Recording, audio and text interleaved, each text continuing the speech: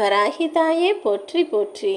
என் அன்பு குழந்தையே, நான் சொன்ன இந்த தேதியில்தான் உன்னை தேடி ஒரு நபரை வரவழைக்கப் போகிறேன். இனிமேல் நீ வருத்தப்படும்படி உன் வாழ்வில் எந்த கஷ்டத்தையும் நான் அனுபவிக்கப் போறதில்லை. இத்தனை நாளாக தெரிந்தும் தெரியாமலும் நீ பல கஷ்டப்பட்டு விட்டாய். இனிமேல் எந்த விதத்திலும் யார் மூலமாகவும் கூட உனக்கு கஷ்டம் வந்துவிடக்கூடாது என்பதற்காக தான் உனக்கான நல்லது கெட்டதை சொல்லி உன்னுடனேயே இருந்து உனக்கான நல்வழியை காட்டுவதற்காக உன்னை தேடி ஒரு நபரை வரவழைக்கப் போகிறேன். அந்த நபரின் மூலமாக நீ வாழ்க்கையை பற்றி தெளிவாக புரிந்து கொள்ளப் போகிறாய். இதுவரைக்கும் பல நன்மைகளை செய்தாய். ஆனால் வாழ்வில் வெற்றிகள் வராமல் வெறும் வழிகளையும் வேதனைகளையும் மட்டுமே பார்த்தாய். இது எல்லாவற்றுக்கும் ஒரு முடிவை கொண்டு வந்து உன் வாழ்க்கையை அழகானதாக ஆக்குவதற்காக தான் இப்போது இந்த நபரை உன் வாழ்க்கையில் வரவழைக்கிறேன்.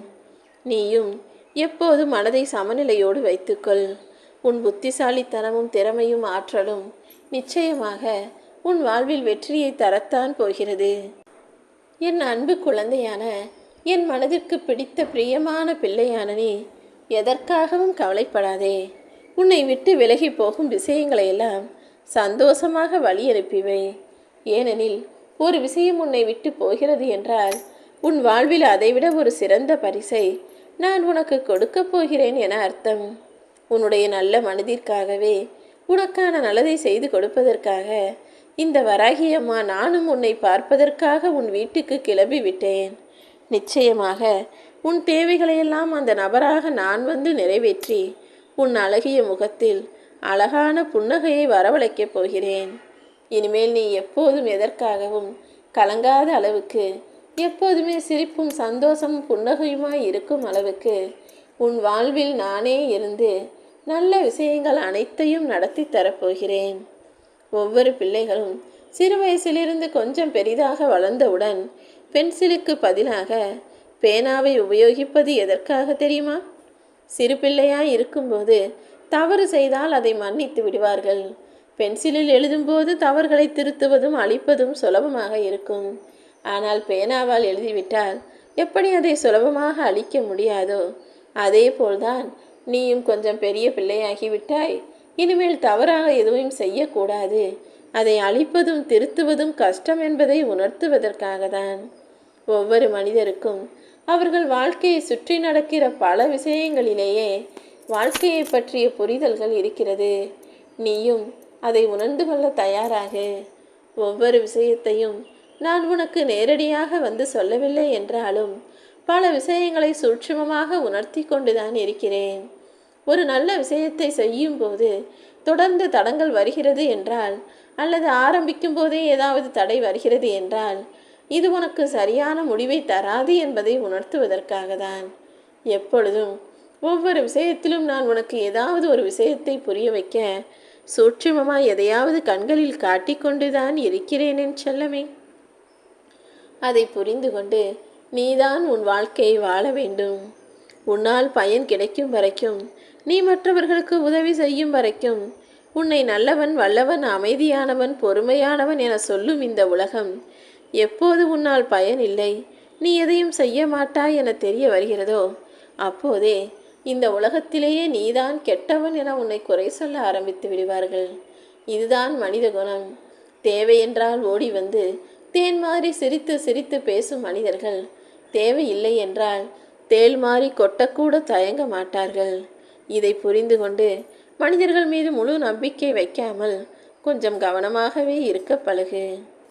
இத்தனை நாட்களாக நீ விரும்பாத துன்பமே உன்னை வந்தடையும் போது இப்போது நீ விரும்பிய இன்பம் உன்னை வந்து அடையாதா என்ன? இதோ நீ கேட்டு விரும்பியதையெல்லாம் உன் வாழ்வில் தருவதற்காகவே இந்த வராகி அம்மா வந்து விட்டேன். இனிமேல் நீ எதற்காகவும் கவலைப்பட தேவையே இல்லை. சண்டை போடாத உறவுகளை விட எவ்வளவு சண்டை போட்டாலும் அதை மறந்துவிட்டு மறுபடியும் அது நடந்ததுவே இல்லாதது போல உன்னிடம் வந்து பேசக்கூடிய நல்ல மனசு கொண்ட உறவுகளை உனக்கு வரமாக உன்னை நோக்கி அனுப்பி வைக்கிறேன். சில பேர் ஒரு சிறு விஷயம் தப்பாக நடந்தாலோ தவறாக நடந்தாலோ உடனே அதை மனதில் வைத்து கொண்டு பழிவாங்க நாள் பார்த்து கொண்டே இருப்பார்கள். ஆனால் அப்படிப்பட்டவர்களை உன் வாழ்வில் இருந்து இப்போது நான் விலக்கி வைத்து விடுகிறேன் என் செல்லமே. என்ன நடந்தாலும் சரி என்று விட்டு கொடுத்து அனுசரித்து பொறுத்து போகிற நல்ல மனசுள்ள என் அன்பு பிள்ளையான உனக்கு உன்னைப் போலவே நல்ல குணம் கொண்ட மனிதர்களை உன்னை நோக்கி வரவழைக்கிறேன்.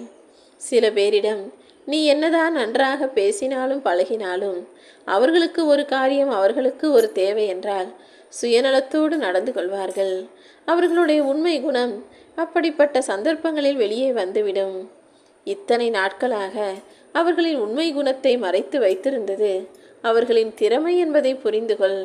அதே நேரத்தில் அவர்கள் இவ்வளவு சுயநலவாதியாய், இவ்வளவு மோசமானவர்களாய் என்பது அறியாமல் இருந்தது உன்னுடைய அறியாமை என்பதையும் புரிந்து கொண்டு இனிமேலாவது மனிதர்களிடம் கொஞ்சம் கவனமாக இருந்து கொள். நீ விரும்பியபடிதான் உன்னால் பேச முடியுமே தவிர அடுத்தவர்கள் விரும்புவதற்கேற்ற மாதிரி உன்னால் பேச முடியாது. அடுத்தவர்களுக்கு பிடித்தது போல் நீ பேச வேண்டுமானால் பொய்தானே பேச வேண்டும். ஏனெனில் இங்கு ஒவ்வொருவரின் விருப்பமும் வெவ்வேறாக இருக்கிறது. அடுத்தவருக்கு எது பிடிக்கும் என பார்த்து பார்த்து எப்போதும் உன்னால் செய்து கொண்டே இருக்க முடியாது. அப்படி அடுத்தவர்களுக்கு பிடித்தது போல நடப்பதை காட்டிலும் நடிப்பது தானே அது உண்மை. அடுத்தவர்களுக்கு பிடிக்கிறது போல நடப்பதும் அடுத்தவர்களுக்கு பிடிச்சதையே செய்வதும் பேசுவதும் அப்படிப்பட்ட நடிப்பு வாழ்க்கை உனக்கு வேண்டாம். நீ எப்போதும் நீயாக நிஜமாக உன் வாழ்க்கையை உனக்கு பிடித்தது போல வாழ்ந்து விட்டு போ. உன் வாழ்க்கையை நீ உனக்காக வாழ வேண்டுமே தவிர அடுத்தவர்களுக்காக யோசிக்க வேண்டாம். ஒருவரை பற்றி மற்றவரிடம் பேசுவதை விட அவரை பற்றிய சரி தவறுகளை அவரிடமே மனசு விட்டு பேசினால் எல்லா பிரச்சனைகளும் தீண்டுவிடும் என்பதை புரிந்து கொள். நேரத்துக்கு ஏற்றாற் போல வேஷம் போட்டு நடிக்கவும் அதை வைத்து நாடகமாடவும் தெரியாததால் தான் உன் வாழ்வில் நிறைய துன்பம் அடைகிறாய். ஆனால் ஒரு சில மனிதர்கள் ஆளுக்கேற்றாற் போல பாசம் வைப்பது போல வேஷம் போட்டு நிஜமாகவே நல்லவர்கள் போல நடிக்கக்கூடியவர்களாக, நாடகம் ஆடக்கூடியவர்களாக இருப்பதால் எல்லாரும் அவரை நம்பி போகிறார்கள். உண்மையான உன்னை யாரும் பெரிதாக மதிப்பதோ கண்டுகொள்வதோ இல்லை. ஆனால் இது எல்லாம் நிச்சயம் ஒரு நாள் முடிவுக்கு வரும். எந்த ஒரு மனிதரும் வாழ்நாள் முழுவதும் நடித்து கொண்டே பல வருடங்கள் வாழ்க்கையில் நடித்து கொண்டு நல்லவர்கள் போல் வேஷம் போடுவதை நான் பார்த்து கொண்டுதான் இருக்கிறேன். அவர்களுடைய அத்தியாயம் சீக்கிரம் முடியும்படியும் அப்படிப்பட்ட கெட்டவர்கள் யார் உன்னுடன் இருக்கிறார்கள் என்பதை உனக்கு தெரியப்படுத்தவும் நான் வேலை செய்ய போகிறேன். நீ எதற்காகவும் பயப்படாமல் துணிந்து தைரியத்தோடு உன் வாழ்க்கையில் புது அத்தியாயத்தை தொடங்கு. நீ தனித்து நிற்கவில்லை. இந்த வராகி அம்மா உனக்கு துணையாய் இருக்கிறேன் என நினைத்து கொண்டு துணிந்து நின்றுவிடு என் செல்லமே. நீ கேட்டதையெல்லாம் பெறுவதற்கு உரிய நேரம் வந்து விட்டது. கொஞ்சம் அவசரப்படாமல் பொறுமையாக இரு.